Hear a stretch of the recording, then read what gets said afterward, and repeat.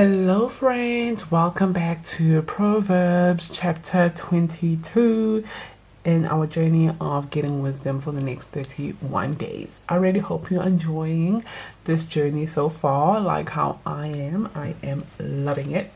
So we'll just get into it and start reading, and as I usually go, I read and then I come back with what instruction I found in the chapter, what promise, what does it mean to me, or anything I'm not sure what it means. I find the meaning and a life lesson for myself today, from my life, like how I've been living basically. So yeah, and the principle that I am using is from my Etsy shop. I have showed you guys how it looks.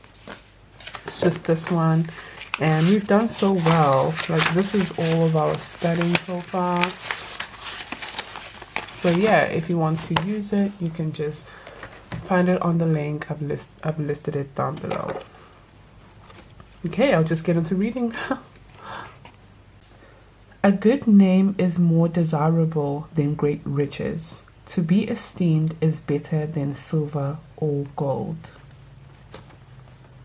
Rich and poor have this in common: the Lord is the maker of them all. The prudent see danger and take refuge, but the simple keep going and pay the penalty. Humility is the fear of the Lord. Its wages are riches and honor and life. In the path of the wicked are snares and pitfalls, but those who would preserve their life stay far from them. Start children off on the way they should go, and even when they are old, they will not turn from it.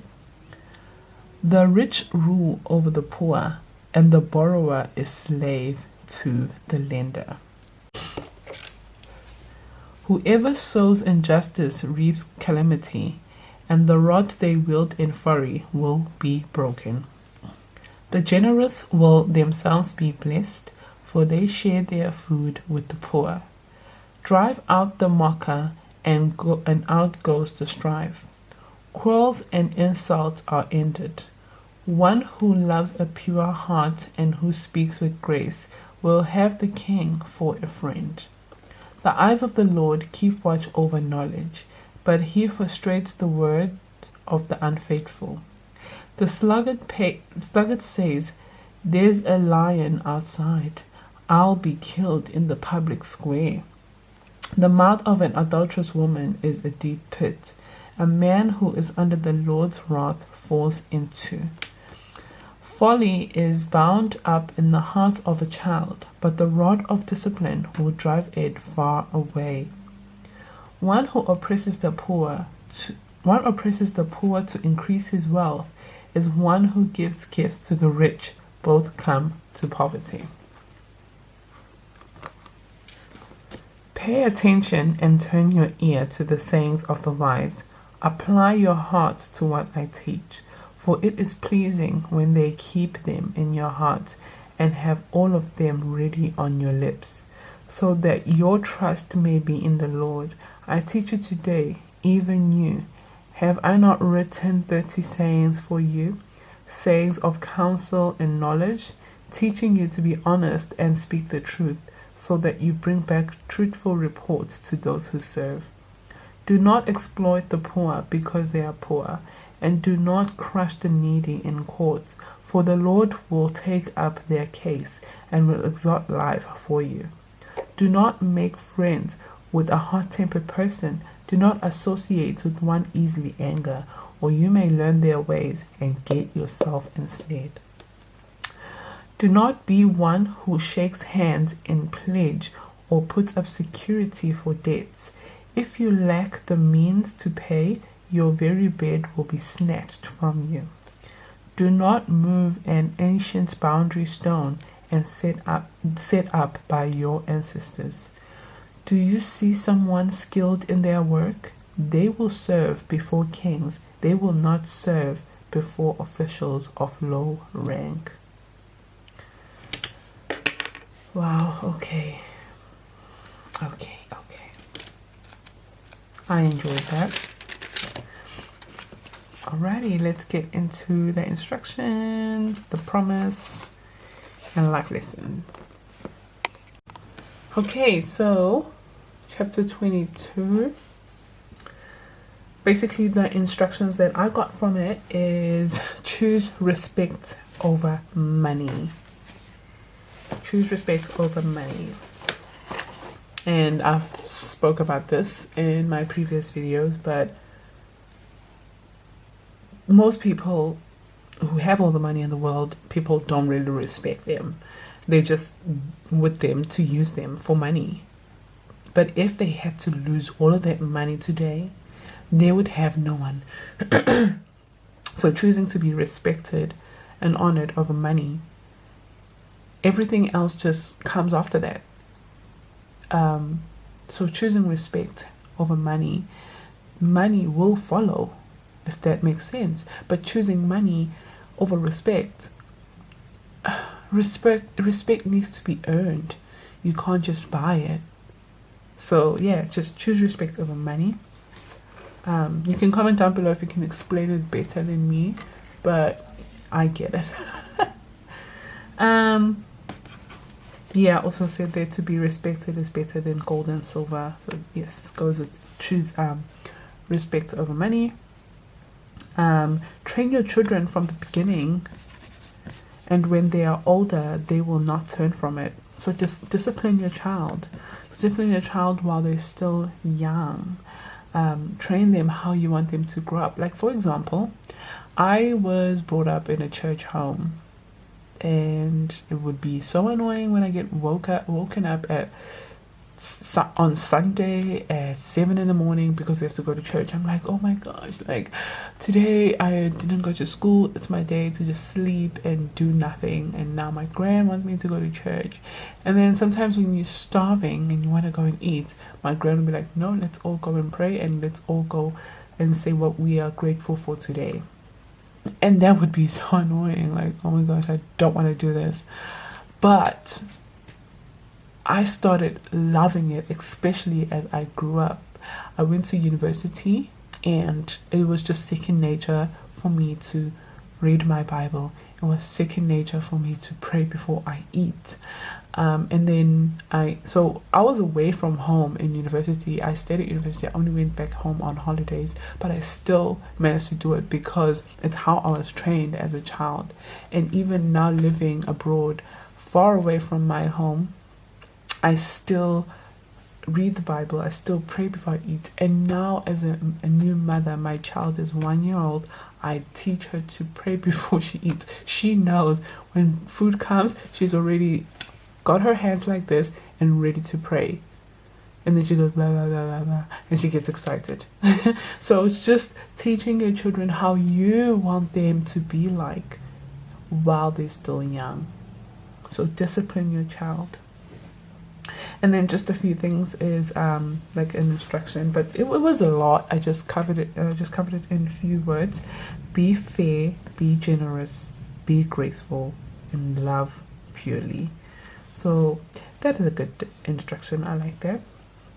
Some promises is being humble gets you riches and honor and life. So yeah, being humble, you cannot buy honor. You cannot, like, people will pretend they honor you just because you are rich, but if you're a horrible and a mean person, like, they literally don't respect you. They just take in what you offer them, and that's it. They're gonna pretend like they care. So be humble, and yeah, it will get you everything else. It will be a good package to have. Get rid of the mean people in your life, and out goes bitterness, conflict, insults, just all of that. But just by getting rid of those people in your life, you'll be more peaceful. You'll be more happy, because it says, do not make friends with a hot-tempered person. Do not associate with one easily angered, or you may learn their ways and get yourself snared and get yourself trapped. So here I wrote here, snare is trapped, just so I can explain it properly with English. Whatever evil you do, the Lord will return it to you exactly how it is. So I think you need to remember this one, because yeah, some of us do forget about that. And if in the good that you do, on Proverbs 19 verse 17, it says, whoever is kind to the poor lends to the Lord, and he will be rewarded for what they have done. So if you are evil, the Lord will return it to you. So that's just how life is.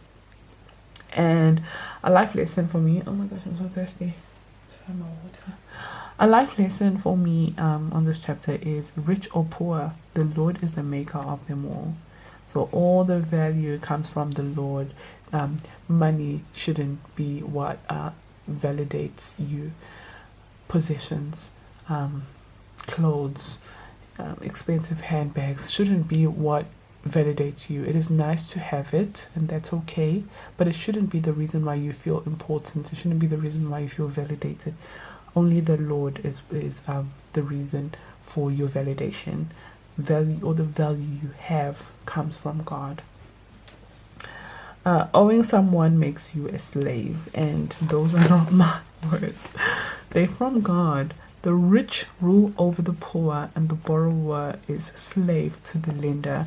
So I spoke about this yesterday on chapter 21 there, where it says, the wise store up choice food and olive oil, but fools gulp theirs down.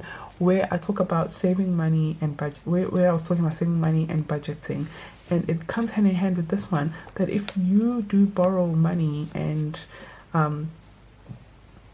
loans and have debt, you become a slave.